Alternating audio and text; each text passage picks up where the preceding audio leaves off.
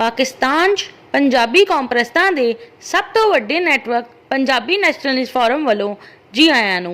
कराची दे हिंदुस्तानी मुहाजरां दी Islamic version वाली party Jamaat Islami है, जबकि नैशनलिस्ट वर्जन वाली पार्टी मुहाजिर कौमी मूवमेंट मुत्तहदा कौमी मूवमेंट MQM है।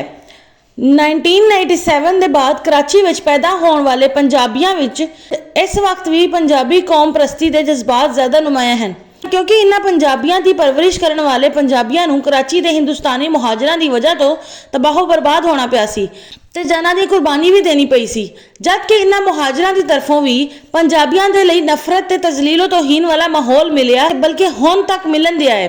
कराची विच मुस्तकिल रिहाइश पजीर पंजाबियां की तादाद 25 लाख है, जबकि बरी बहरी फिजाई फौजां वफाकी सरकारी मुलाजमत सनत तजारत ट्रांसपोर्ट हुनरमंदी ते दीगर पेशों तो वाबस्ता 25 लाख पंजाबी आरजी तौर पर मुकीम हैं।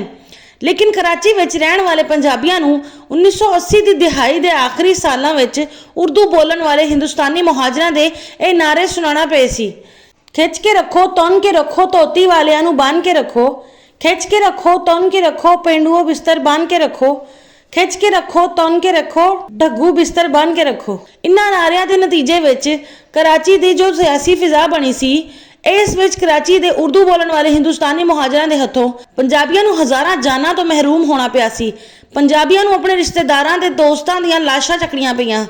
पंजाबियां दे लखां तादाद विच घर उजड़ गए ते कारोबार बर्बाद हो गए।